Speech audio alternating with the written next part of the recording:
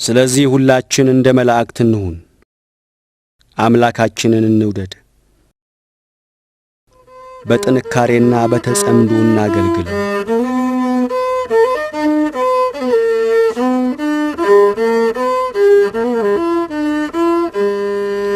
ካንተ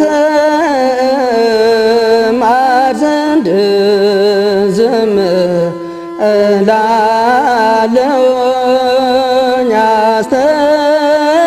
አስተምረኝ ጌታ እወድሃለሁ። ስራዬ ነው ስራዬ ነው ፍቅሬን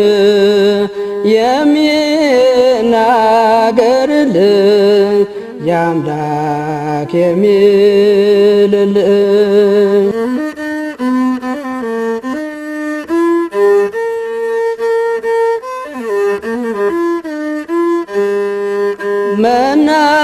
መናገር አይደለም ወደ አንተ የሚያቀርበኝ ከልቤ ነው ቃላት ላንተ የሚወጣኝ።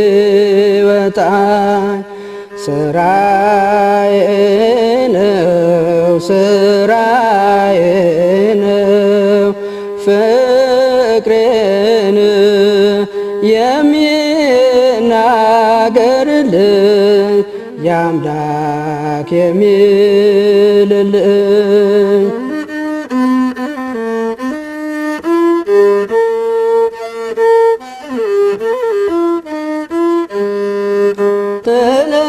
ስለመጪው ጊዜ እጨነቃለሁኝ፣ ፈጥነውም እንዲያልፉ እኔ እመኛለሁ። ስራዬ ነው ስራዬ ነው ፍቅሬን የሚናገርልኝ የአምላክ የሚልልኝ።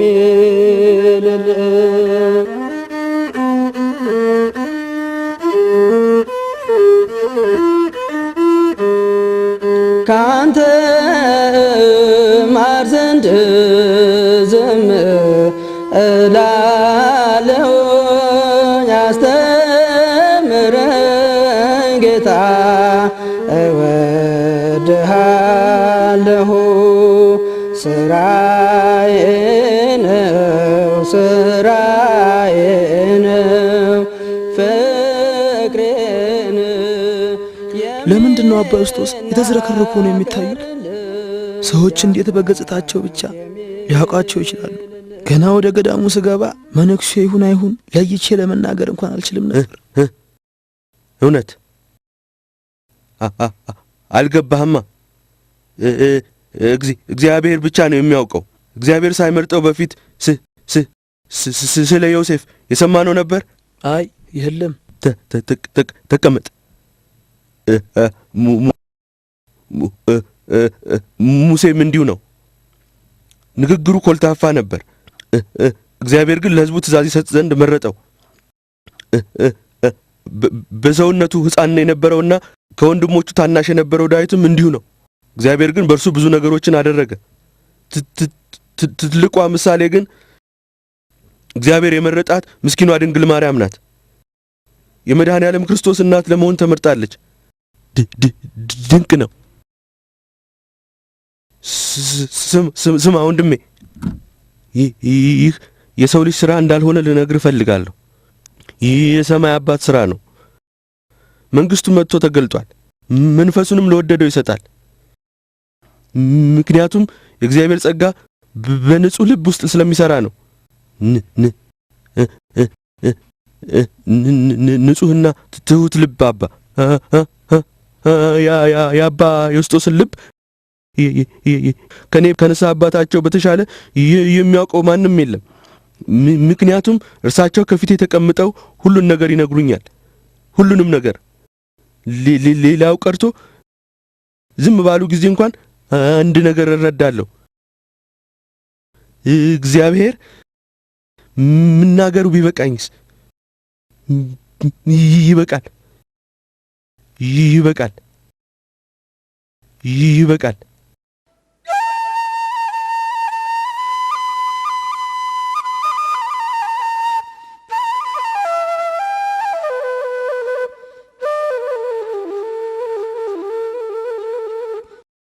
እንደምን አሉ አባ? እንኳን ወደ ገዳማችን መጡ። አመሰግናለሁ አባ። ሁላችሁ እንዴት ናችሁ? ደስተኞች ናችሁ? የቅዱስ እንጦንስን በረከት ተለይቶን አያውቅም። እኔም እናንተን በረከት ፍለጋ የምመጣበት ምክንያት ይሆናል ብዬ ተስፋ ስለማደርግ ነው። መኪናዬ ውስጥ ለገዳሙ የሚሆኑ ብዙ ነገሮችን ይዤ መጥቻለሁ። ሁሉም ነገር አለን እኮ። የለም እንደምትወዷቸው እርግጠኛ ነኝ። ከመኪና የሚያወርድልኝ ሰው ሊልኩልኝ ይችላሉ? ብዙ ነገሮች አሉኝ። ፍላጎታችሁን ሁሉ እንደሚያሟሉ ተስፋ አደርጋለሁ። አባ ምንድነው? አባ ከፈለጉ ልሰጥዎት እችላለሁ።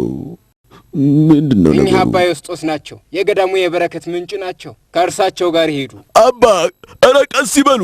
አንገቴ እኮ ሊሰብሩት ነው። ምንድነው ነገሩ? ከመንገድ ወይ ይመለሱ። እግዚአብሔር ይወድዎታል፣ እየጠበቀዎት ነው። ንስሐ ይግቡ። ንስሐ? ለምን ነው ንስሐ የምገባው? ነገርኩት፣ ንስሐ ይግቡ። በማጭበርበርና የድሃን ገንዘብ ከማታለል ንስሐ ይግቡ። ከዳቢሎስ መንገድ ይመለሱ። ሚስቶ ለእርሶ ትበቃለች። ሌላ ልጨምር? የለም አባቴ ይበቃል። የተከፈተ መጽሐፍ የሚያነብ እኮ ነው የሚመስለው። ንስሐ ቢገቡ ይሻልዎታል። እኚህ ሰው ማን ናቸው? ኧረ እንግዳ ማን ይሆኑ? ሊሆን አይችልም። እኚህ ሰው ስለ እኔ እንዴት ሊያውቁ ይችላሉ? ማንም የማያውቀውን ጉዳይ። ሁሉም መነኮሳት እንዲህ አይነት ጸጋ ይኖራቸው ይሆን እንዴ? ገበና የተጋለጠ ማለት ነው። ኦ ጌታዬ፣ ይሄ ቅሌት ነው። መነኮሳቱ ስለሚያስቡት ነገር ምን አስጨነቀኝ? ጌታዬ፣ አንተንስ መች ፈራሁና?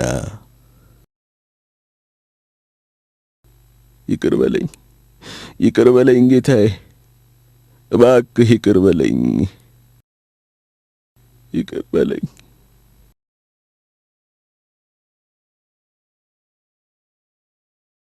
ምን ነው አቶ ሀቢብ? ምን ሆነዋል?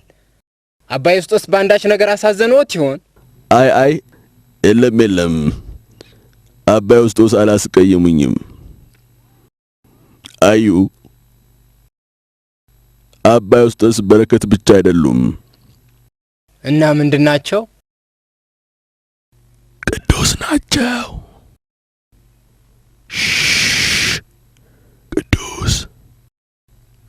ቅዱስ ናቸው። ቅዱስ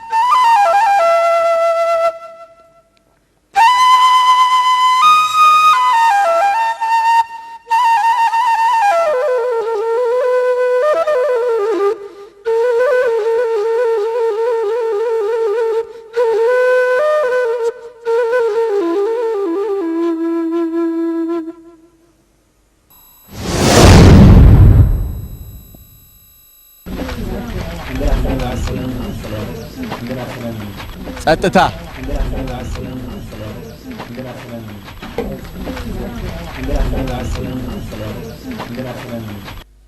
ምንድነው ጫጫታው?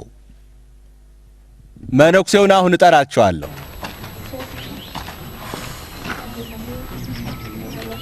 አሁን እስቲ ወደዚህ የተረሳ ገዳም የመጣ ነው ለምንድን ነው? ምን ማለትሽ ነው? የገዳሙና የቅዱሳን በረከት ፈልገን አይደል እንደ መጣ ነው? በካይሮ ብዙ ገዳማት አሉ። ይህን ሁሉ መንገድ መምጣት ነበረብን? ያም ሆነ የቅዱሳን ዘመን አሁን አብቅቷል። አላበቃም። አሁንም ቅዱሳን አሉ። እግዚአብሔር አንዳቸውን ያሳየናል። እኛም መንገዱን መከተል አለብን። ከዚህ ጋር ለሁሉም ጊዜ አለው። እስቲ ከነዚያ ቅዱሳን አንዱን አሳየኝ። በዚህ በቅዱስ እንጦንስ ገዳም አንድ ታላቅ ቅዱስ አሉ። ስለሳቸው የሚያውቁት ጥቂት ሰዎች ናቸው። ማን ናቸው? አባ ዮስጦስ። ምን?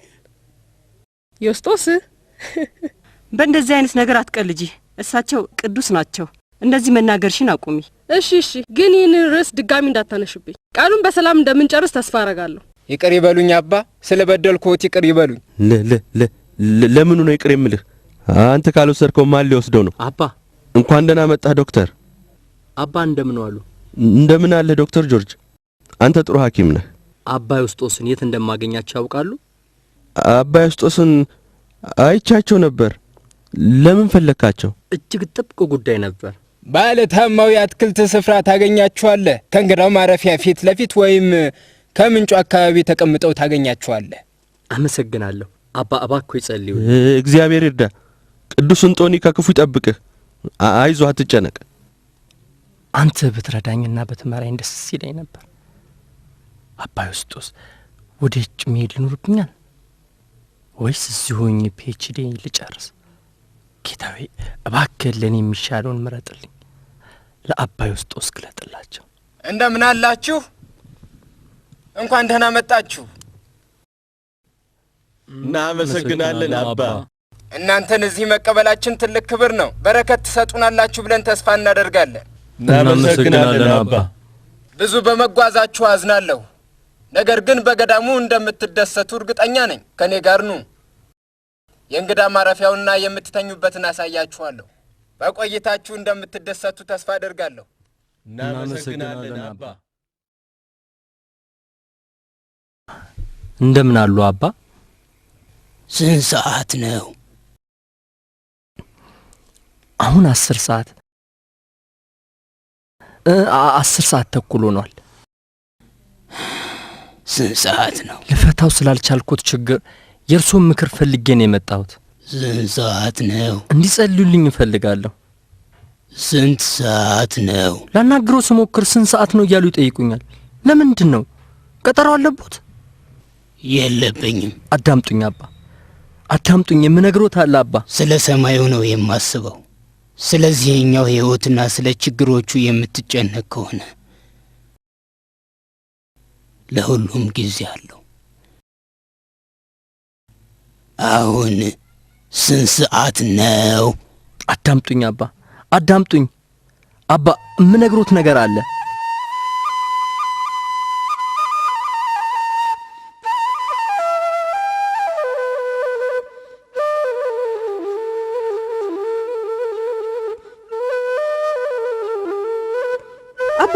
አባ ዮስጦስ ምንድነው? ትከሻይ ልትሰብሪው እኮ ነው። አባ ዮስጦስ እኛውና እያልኩሽ እኮ ነው። ደቀ መዝሙሩ ከመምህሩ ባሪያውም ከጌታው አይበልጥም። ደቀ መዝሙሩ እንደ መምህሩ ባሪያውም እንደ ጌታው መሆኑ ይበቃዋል። ባለቤቱን ብዔልዜቡል ካሉት ቤተሰቦቹንማ እንዴት አብዝተው አይሏቸው። እንግዲህ አትፍሯቸው። ዝም በይ እስቲ። የማይገለጥ የተከደነ የማይታወቅ የተሰወረ ምንም የለምና፣ ስለዚህ በሰው ፊት ስለሚመሰክርልኝ ሁሉ እኔ ደግሞ በሰማያት ባለው በአባቴ ፊት እመሰክርለታለሁ። በሰው ፊትም የሚክደኝን ሁሉ እኔ ደግሞ በሰማያት ባለው አባቴ ፊት እክደዋለሁ።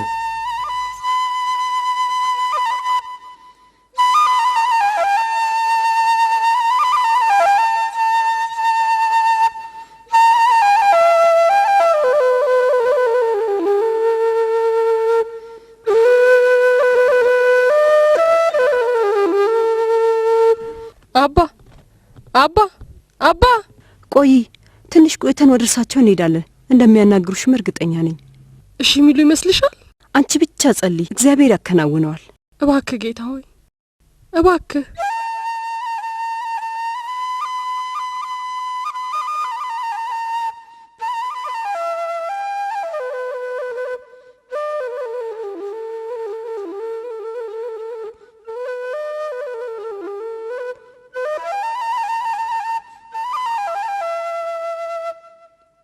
ይቅር በሉኝ አባ፣ አሳዝኞታለሁ።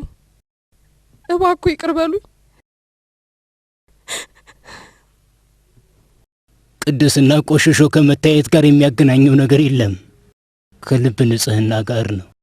እኔ ግን ኃጢአተኛ ነኝ። ግዴለሽ ሕይወትን እየመራሁ ነው። የምጨነቀው ስለ ልብስ ብቻ ነው፣ ስለ መደሰትና ስለ መጫወት ብቻ። በእውነት ጥሩ ሰው አይደለሁም። ማናችንም በራሳችን መልካም አይደለንም። ሁላችንም የእግዚአብሔር ምሕረት ያስፈልገናል። አባ እኔ ግን የእግዚአብሔር ምሕረት የሚገባኝ አይደለሁም። እኔ መነኩሴ ስለሆንኩ ካንቺ ምሻል ይመስልሻል? አይደለም። ጠባቡ በር በመስቀል የተሞላ ነው። ለእያንዳንዱ ሰው አንድ መከራ አለው። እግዚአብሔር ግን ሁላችንንም ይፈልገናል። እርሱ ማናችንንም ከእርሱ ተለይተን እንድንጣል አይፈልግም። ለምን ባለሁበት ደረጃዬ እንዳለቅስ ታደርግኛለሽ? ለእግዚአብሔር ምን ልበለው? ማድረግ የምችለው ብቸኛው ነገር ዝምታ መማሬ ነው። ልብሽን ከፍተሽ ለእግዚአብሔር በመናገርሽ ምንኛ ቀናሁብሽ። እንዳንቺ ከእግዚአብሔር ለመነጋገር እንድችል እመኛለሁ። አባ እግዚአብሔር ንስሐዬን የሚቀበል ግን ይመስሎታል? እግዚአብሔርን አመስግኚ፣ እግዚአብሔርን አመስግኚ፣ እግዚአብሔርን አመስግኚ።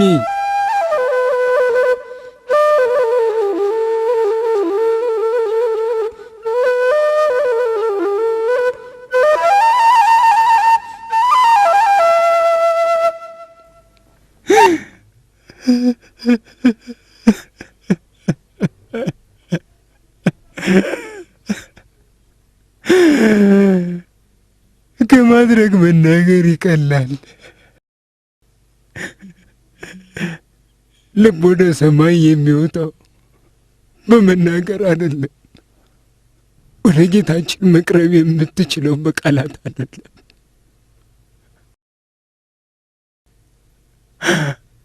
አንዳንድ ጊዜ ዝምተኛ ነኝ፣ ነገር ግን ዝምታዬ ከእንባ ይልቅ ኃይል እንዳለው ይሰማኛል።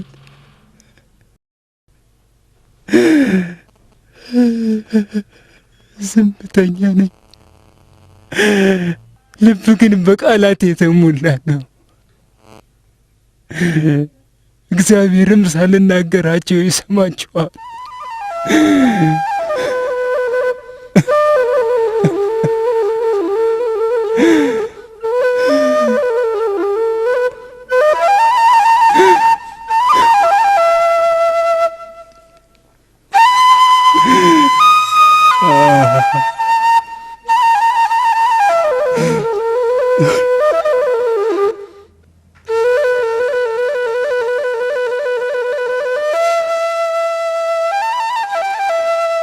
ወዲህና ነጂብ፣ ፍየሏን አስጋልብሃለሁ።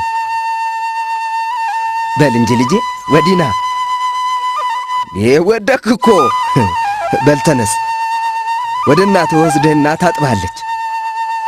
ከዚያ በኋላ ወደ አጎትህ ሄደን እንጠይቀዋለን። ና